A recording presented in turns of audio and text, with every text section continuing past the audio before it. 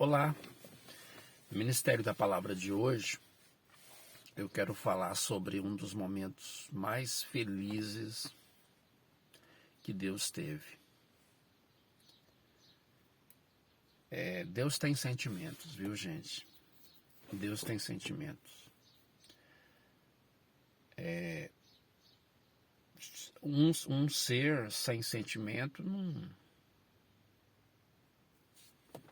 é como se não existisse. Um ser, uma pessoa que não tem sentimentos, é como se não existisse, é como se fosse um objeto. Então, Deus tem sentimentos. E a Bíblia vai mostrar em vários textos sobre os sentimentos.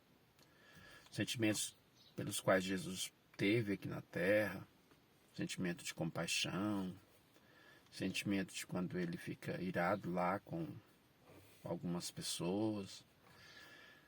E Deus, ele tem sentimento. E prova disso é que nós temos sentimentos. E nós somos a imagem e semelhança de quem? De Deus. Somos filhos de Deus. Somos criados por Deus, como eu já falei nos vídeos anteriores aí. Parecidos com Ele. Então Deus tem sentimentos. Isso aí é algo que a gente não precisa nem questionar. Se Deus não tivesse sentimento, Deus não era Deus, né? Se não tivesse sentimentos, Deus não era um objeto. Deus tem sentimento. E eu quero falar para vocês em um dos momentos que eu acredito que Deus mais se alegrou. Um dos momentos em que Deus mais ficou feliz. Na nossa história, na história da humanidade, nesse tempo que é nosso. O tempo de Deus é um tempo eterno. O tempo nosso é um tempo que está na história, que caminha na história. Mas o tempo de Deus, ele é eterno, ele não caminha na nossa história. Ele caminha na história de Deus, que é eterna. Mas qual é esse momento em que Deus, um dos momentos em que Deus, na nossa história, um dos momentos em que Deus mais ficou feliz? Vou te falar. Lembra que no outro episódio a gente falou que as religiões, elas existem com a intenção de nos ligar de volta para Deus. Mas que as religiões acabam, na maioria das vezes, nos separando de Deus. Nos separam mais do que nos aproximam de Deus. E nem aquela religião que Deus criou lá com a nação de Israel, através das leis, através dos 10 mandamentos, através daqueles rituais do sacerdote, do sumo sacerdote, através do templo, nem aquilo funcionou. Olha, nem a religião que oficialmente foi criada por Deus para criar uma maneira ali de trazer o homem de volta para ele, ou para aproximar o homem de volta dele, nem isso funcionou. Como assim, pastor? Você acha que aqueles rituais ali no Velho Testamento, aquela matança de animal, para justificar o homem, para que o homem pudesse se comparecer diante de Deus e tal. Na verdade, aquilo ali só funcionou para uma coisa, funcionou para mostrar para nós que aquilo não era o que estava no coração de Deus. Aquilo não ia funcionar e Deus já sabia muito bem que aquilo não ia funcionar. Então aquilo nos serviu, a lei nos serviu de aio, de alguém que pegasse na mão de uma criança e levasse ela para Jesus. Então a lei, aquele derramamento de sangue ali, na verdade era uma tipologia do sangue de Jesus que foi derramado quando ele foi crucificado lá na cruz. Então aquilo tudo só servia para mostrar para a gente que a gente precisava de um Salvador, que a gente precisava de um Redentor. E esse Redentor veio, que é Jesus. Então todo aquele ritual lá não funcionava. Sabe por que não funcionava? Porque quando Jesus chegou aqui na Terra há 2000 anos atrás, né? Mais ou menos 2000 anos atrás, o que foi que aconteceu? Quem foram as primeiras pessoas que condenaram Jesus? Foram exatamente os religiosos. O judaísmo, ele já havia se dividido em vários grupos, em várias... Nossa, meu Deus! Havia tanto... Aquela lei que Deus tinha dado lá para Moisés, o povo já tinha dividido aquilo em tanta coisa, em tanta religião. Olha, havia o grupo dos saduceus, que era um grupo dos sacerdotes. Havia o grupo dos helenistas. Havia os fariseus, né? Havia muitos grupos ali.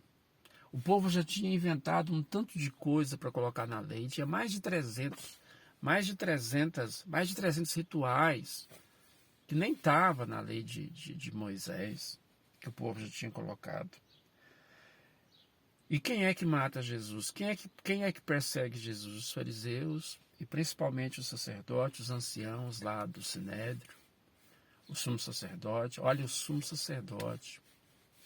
O sacerdote, que era justamente aquele que representava o povo diante de Deus. Olha que loucura. Quando Jesus chegou, eles não acreditaram em Jesus, que ele era o Messias. Tanto é que mataram o mestre, né? Mataram Jesus. Mas qual é esse momento feliz que Deus teve na nossa história, no nosso tempo? Lembra que eu falei ontem que Deus rasgou o véu de cima, de alto a baixo? A Bíblia vai dizer isso, que quando Jesus entrega o seu Espírito, o véu do templo se rasga de alto a baixo. Havia um véu que separava o lugar, o santo do santíssimo lugar, lá no tabernáculo. E o sumo sacerdote só podia entrar uma vez por ano e amarrado em cordas com sinos, porque se ele entrasse em pecado, ele poderia ser fulminado lá, e aí eles tinham que arrastar ele pela corda, porque ninguém podia entrar, que se alguém entrar, morria também. Eles tinham que puxar pela corda. Se os sinos não batessem, eles puxavam ele pela corda. Aquilo ali, o que aconteceu? Quando Jesus morre lá na cruz, entrega o Espírito para o Pai e diz, está consumado, né? O que acontece? A partir dali, Deus rasga todo o princípio religioso, principalmente a que ele tinha criado, principalmente aquela religião do judaísmo, de sacrifícios, de leis, tinha lei para tudo quanto é tipo de coisa lá. Então, principalmente aquilo dali, Deus falou assim, agora acabou, chega. Teve uma vez que Deus disse que ele não queria sacrifício de animais, ele queria obediência. Queria que o povo obedecesse, ele queria que o povo fosse santificado, ele não queria sacrifício de animais. Eu sabia que isso não era o que ele queria, né? Nunca foi, gente. Só serviu para nos mostrar que nós somos falhos e que nós precisávamos de Jesus. Aí ele rasga esse véu, lá de cima para baixo, ele rasga. E a partir desse momento, ninguém mais precisa de mais ninguém a não ser Jesus para ter comunhão com Deus. Quem representava lá os judeus, e eram os judeus, hein? Quem representava os judeus diante de Deus era o sumo sacerdote uma vez por ano. Não existe isso mais. Agora, eu e você temos completo, total, livre acesso à presença de Deus, o Pai. Em qualquer momento, em qualquer horário, em qualquer situação, nós podemos chegar na presença do Pai através do Filho, através de Jesus, e movidos pelo Espírito Santo, nós temos esse livre acesso à presença de Deus. E o que eu quero dizer para você? Eu quero dizer para você que eu fico profundamente chateado, porque eu vejo nas religiões, principalmente nas religiões, acho que em várias, nas religiões cristãs, eu vejo, não só nelas, tem várias aí, mas eu vou dizer as religiões cristãs porque é o meio que a gente convive mais. O que eu vejo? Eu vejo pastores, eu vejo pessoas que estão terceirizando a sua vida espiritual. Eu vejo pessoas que estão colocando na mão dos outros a sua comunhão com Deus, a sua intimidade com Deus, o seu relacionamento com Deus. Estão terceirizando a sua fé. Estão terceirizando a sua comunhão com Deus. Estão criando de novo um véu, estão colocando de novo um véu para separar ele de Deus e estão criando de novo, entre aspas, sumos sacerdotes para entrar nesse templo, para entrar no Santo dos Santos, para fazer intercessão por eles. Quer um exemplo disso? Eu vou te falar. Existem pastores que eles falam assim para os seus membros lá: irmãos, saindo aqui do culto, eu vou subir para o monte, vou ficar em jejum até domingo que vem, vou estar orando por você até domingo que vem. Domingo que vem eu vou descer do monte, vou vir direto aqui para a igreja para orar por você. Você nem precisa orar essa semana. Pode deixar que eu vou orar por você. Essa semana você está dispensado de orar, deixa que eu vou orar por você. Porque talvez você não está conseguindo orar, talvez você não está conseguindo ter muita fé. Deixa que a minha fé é suficiente para te abençoar. Fique debaixo da minha cobertura espiritual. Você está debaixo da minha cobertura espiritual, então você pode ficar tranquilo. Vem domingo que vem para o culto, não esquece da sua oferta, traz o seu dízimo, tá bom? E aí deixa que eu vou orar por você. Eu, homem de Deus, eu, sacerdote de Deus, eu, Jesus 2, vou orar por você e você vai ser abençoado. Fica tranquilo, você só tem que trazer as suas contribuições aqui para a igreja. O resto você deixa comigo, que eu faço tudo. Eu vou intermediar o seu relacionamento com Deus em tudo. Mas você não esquece da sua oferta, do seu dízimo. Se você quiser ofertar uma oferta com uma ousadia, uma oferta de sacrifício, traz, é muito bem-vindo. A casa de Deus está precisando. Eu vou intermediar toda a sua relação com Deus. Não preocupa não precisa orar, não precisa preocupar com o pecado, porque eu vou eu vou te dar cobertura espiritual. Você está debaixo da minha cobertura espiritual, então fique tranquilo, só traga o seu dinheiro. E aí tem gente que acredita nisso. Tem gente aí que não ora, não, o pastor está lá no monte orando por mim, eu estou tranquilo. Só vou levar minha oferta, só vou levar meu dízimo para a igreja domingo. Vou levar uma oferta especial, vou levar uma oferta de sacrifício, eu vou sacrificar a minha família, vou sacrificar os meus filhos aqui, vou sacrificar o lanche da tarde, vou sacrificar o café da manhã, vou sacrificar o sanduíche, vou sacrificar até a janta. Acho que já vou aproveitar e vou sacrificar alguns dias de almoço na semana e vou levar tudo para entregar lá na igreja, entregar para o pastor, porque o pastor está lá no monte orando por mim, orando pela minha família, ele está me dando uma cobertura espiritual. Eu não preciso mais me preocupar. Gente, se você está nessa situação, pelo amor de Deus, não faz uma coisa dessa, não.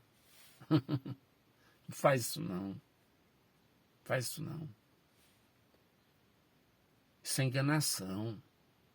Isso é se tornar refém Isso é colocar a sua fé na mão dos outros. Isso é terceirizar a sua vida espiritual. Não faz isso. Quem tem que orar é você, sou eu. Você tem que orar pelos outros também. Eu também tenho que orar pelos outros. Eu, como pastor, eu tenho que orar pela minha igreja todo dia. Deus abençoa a minha igreja, Deus abençoa meus irmãos lá, que estão com dificuldade, ajuda. Eu tenho que orar, mas eles também têm que orar. Eles também têm que orar. Eles também têm que orar. Porque nessa nova aliança que nós temos com Deus através de Jesus, todos são responsáveis por si diante de Deus, todos.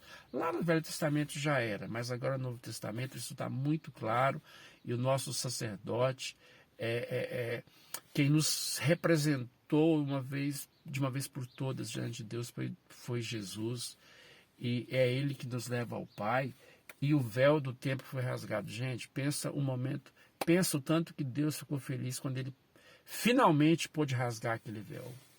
Dentro do nosso tempo, dentro da nossa história, porque no tempo de Deus, o Cordeiro já tinha sido morto desde a fundação do mundo, antes da fundação do mundo.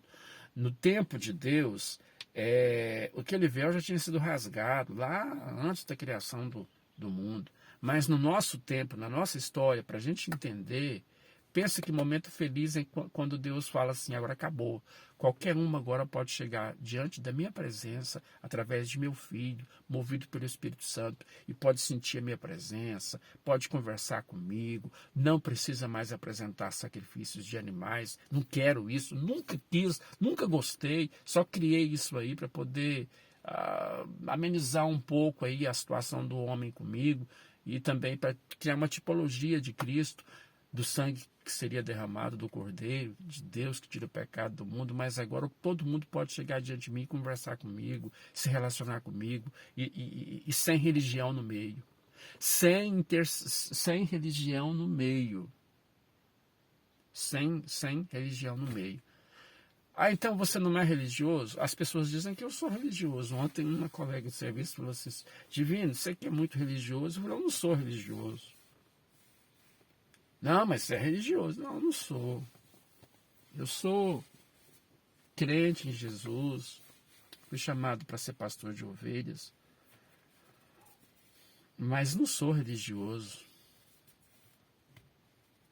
Não quero ser religioso. Já fui demais da conta. Meu Deus, como já fui religioso. Hoje não sou. Hoje sou crente, pastor, abençoado. Tenho minha igreja abençoada, tá bom? Então, o que eu quero dizer para você, finalizando, o vídeo já passou da hora, né, de acabar. Eu quero dizer para você, deve pedir oração aos irmãos? Sim, peça. Peça às pessoas que orem, que te ajudem. Peça aconselhamento espiritual? Sim, peça. Converse com seu pastor? Sim, converse. Peça para ele orar para você? Peça. Mas ore você também. Cuide da sua vida espiritual. Cuide da sua fé. Não coloque na mão dos outros a sua fé. Não coloque na mão de pastor nenhum a sua vida espiritual. A sua vida espiritual é sua diante de Deus. É você quem cuida dela. Deixa eu falar uma coisa, quando você morrer, você não vai ter pastor nenhum para te representar diante de Deus lá não, viu? Quando você chegar diante do Senhor lá no céu, ninguém vai te representar lá a não ser Jesus. Só Jesus vai te representar.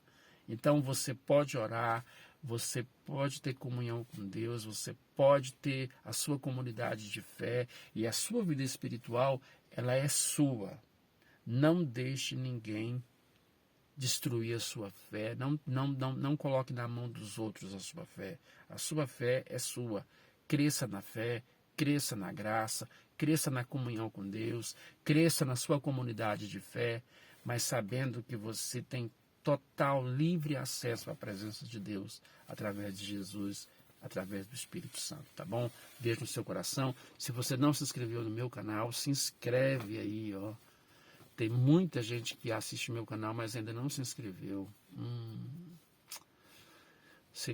Você que chegou até aqui, ouviu o vídeo até aqui, vai lá, já clica lá, se inscreve, ativa os sininhos para você receber as mensagens, para você receber as notificações, tá bom? Compartilha, manda isso aí para as pessoas. Tem muita gente precisando disso, sabia? Beijo no seu coração, fica com Deus.